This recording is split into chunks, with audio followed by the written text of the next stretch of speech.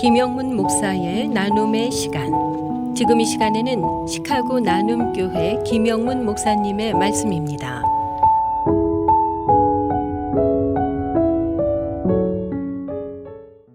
이 시대의 최고의 영성신학자 리차드가 쓴 생수의 강이라고 하는 책에서 6가지 영성을 소개하고 있습니다. 첫 번째는 묵상, 두 번째는 성결, 세 번째는 카리스마, 네 번째는 사회의 정의, 다섯 번째는 복음, 전도, 여섯 번째는 성육신의 이런 강줄기들이 2000년간 예수님께로부터 흘러나와서 많은 사람들에게 영향을 주고 영적인 부흥을 가져왔습니다.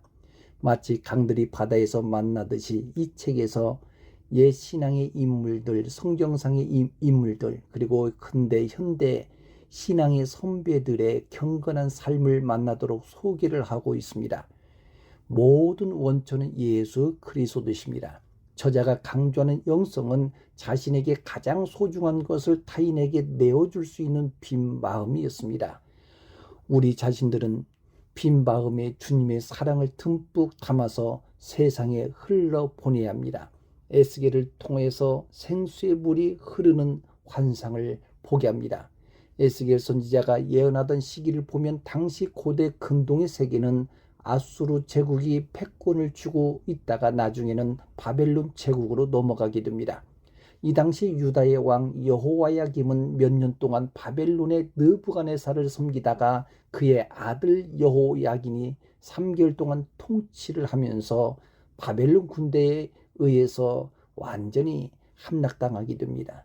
예루살렘의 모든 백성과 방백들, 왕을 비롯해서 다 포로로 잡혀갑니다. 이때 에스겔도 제사장 무리에 섞여서 포로로 끌려갔습니다. 에스겔 선지자는 동족 포로민들에게 죄를 인해서 하나님의 징계를 받은 것이니 회개하고 현실을 받아들이도록 했습니다. 한쪽에서는 하나냐 같은 거짓 선지자들이 일어나서 2년 후면 예루살렘에 돌아간다고 하는 그런 거짓 희망을 외칩니다. 거짓말이지만 백성은 소망을 가졌습니다. 그런데 한 가닥 소망인 예루살렘도 BC 586년에 다 무너졌습니다. 이제 평생을 고국으로 돌아가지 못하고 포로 생활을 할 수밖에 없는 그런 절망에 빠져 있습니다. 그때 하나님이 에스겔을 불러서 성전이 회복되고 황폐화된 성읍이 다시 세워질 것을 환상을 통해서 보여줍니다. 에스겔의 포로로 끌려간 지 25년, 예루살렘이 함락된 지 14년째 되는 해에 환상을 보았습니다. 그때 측량하는 줄과 장대를 손에 쥔 여호와의 사자가 에스겔을 이끌고 무너진 예루살렘을 보게 합니다. 이 환상을 보고는 잠을 이룰 수가 없습니다. 신기한 것은 성전 문지방 밑에서 물이 나와서 동쪽으로 흐르다가 남쪽으로 흘러내려가게 됩니다. 하나님의 사자가 천척, 다시 말해서 532m 정도를 가서 측정을 해봅니다. 그때 물이 발목까지 차게 됩니다. 다시 측량해 보니 물이 무릎에 오르고 나중에는 허리까지 오르게 됩니다. 나중에는 건널 수 없는 강물이 되었습니다. 물이 가득해서 헤엄칠 물이요 사람이 등이 건너지 못할 강이었습니다. 이 물이 바다에 이르게 됩니다. 한 방울의 물이 시작해서 개울을 이루고 강을 이루고 마침내 큰 물이 되어 바다에 이르게 됩니다. 그런데 물의 근원은 성소였습니다. 성소는 하나님이 임재하는 곳입니다. 하나님의 은혜가 있는 곳입니다. 지금은 다 폐허가 됐지만 앞으로 하나님의 임재하는 성전이 회복될 것을 미리 보여주고 있습니다. 성전에 흐르는 물이 밑으로 흘러갑니다. 은혜는 위로부터 내려오는 하나님의 복입니다. 야고보서 1장 17절 말씀 보니까 온갖 좋은 은사와 온전한 선물이 다 위로부터 아버지께로부터 내려온 것입니다. 은혜의 선물이 하나님께로부터 내려와야 합니다. 성령의 임재가 하나님께로 내려와야 됩니다. 성소에서 스며나온 물은 한 곳에 머물러 있지 않고 동쪽으로 남쪽으로 북쪽으로 사방으로 흘러갑니다. 나중에는 한 곳에 만나게 됩니다. 하나님께로 받은 은혜는 가두면 안 됩니다. 흘러보내야 합니다. 은혜 중에 은혜는 복음입니다. 바울은 하나님의 은혜를 복음이라고 했습니다. 복음을 증거하기 위해서 생명을 조금도 귀한 것으로 여기지 아니했습니다. 복음 증거는 복음을 흘러보내는 것입니다. 웰스의 소설 중에 무덤이라고는 책의 그 내용을 보면 왕의 사랑을 독차지했던 왕비가 결혼한 지 1년 만에 병으로 세상을 떠나게 됩니다. 슬픔에 젖은 왕은 정성으로 왕비의 무덤을 만들었습니다. 무덤이 너무 쓸쓸해 보였던 왕은 무덤 옆에 자신을 상징하는 동상을 세웠습니다. 또한 왕가를 상징하는 호랑이상도 만들었습니다.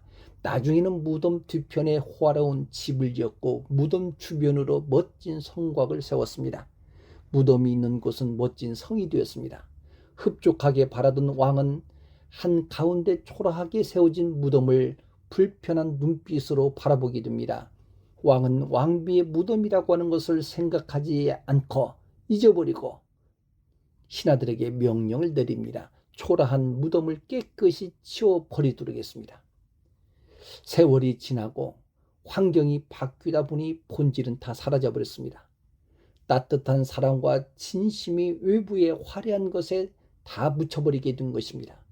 여러분들, 모든 것이 다 변한다고 해도 복음의 본질은 결코 변할 수가 없습니다. 죄에서 자유케 하시는 복음은 어제나 오늘이나 살리는 복음이었습니다. 이 복음을 세상에 흘러보내도록 주님이 부탁을 하셨습니다. 너희는 온 천하에 다니며 만민에게 복음을 전파하라. 성소에서 스며 나온 물이 아래로 흘러가듯이 복음을 세상에 흘러보내야 합니다. 에스겔에게 보여준 환상은 불가능한 것을 가능케 하시는 하나님의 능력을 보여주셨습니다. 포로민들이 해방을 받아서 무너진 성전을 재건한다고 하는 것은 예루살렘 무너진 후에 불가능으로 생각을 했습니다. 그러나 하나님은 하셨습니다.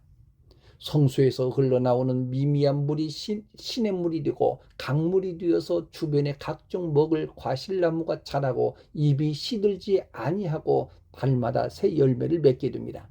죽은 사해바다는 성소에서 흐르는 물이 들어가서 바다가 살고 큰 고기가 많아졌습니다. 어부들이 그 물을 치랴 바빠집니다.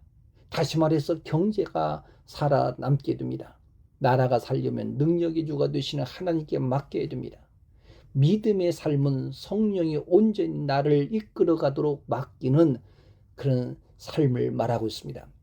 성소에서 흐르고 있는 물이 강물이 되어서 능히 사람이 건너지 못할 강이라고 했습니다. 물에 완전히 잠겨버렸습니다. 신앙은 물에 잠기듯이 성령으로 충만해야 합니다.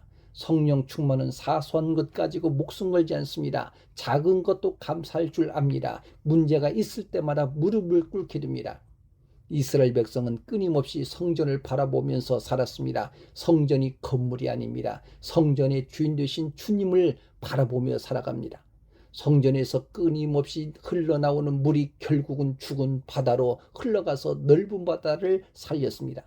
이스라엘 백성에게는 바다의 상징이 죽음이었습니다.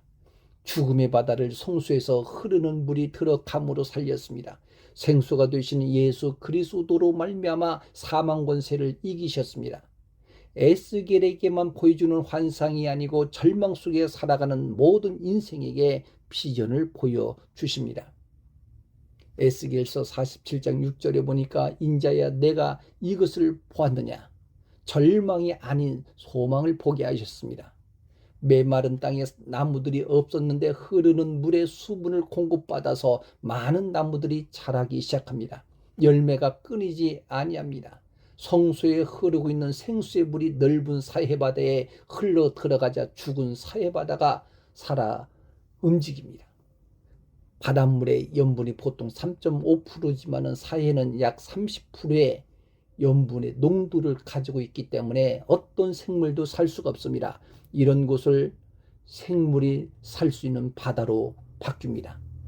모든 생물이 살아나고 고기도 심이 많게 되어서 어부들이 몰려들기 시작합니다. 사해바다 주변에는 시들지 않고 사시사철 달마다 온갖 열매 맺는 과실로 풍성합니다. 과일 잎사귀는 약초가 됩니다. 하나 버릴 것이 없는 나무들이 됩니다. 환상에 보여준 이 생수의 강물은 잃어버린 이스라엘의 회복을 보여주지만 우리 자신들에게 보여주는 환상입니다. 애청자 여러분, 복음이 흘러가면 접촉되는 곳마다 다 사는 역사가 일어납니다. 영적으로 죽어버린 공산권에도 복음이 흘러가야 되고 모슬렘 지역에도 복음이 흘러가야 합니다. 예수님이 이 땅에 오신 목적이 세상을 살리기 위해서 인간의 몸으로 오셔서 인간의 죄값을 다 지불하기 위해 죽음을 당하셨습니다. 그리고 우리를 살리셨습니다. 그 복음을 모든 사람들에게 흘러보내고 하나님의 평화를 이루시기를 주님의 이름으로 부탁합니다.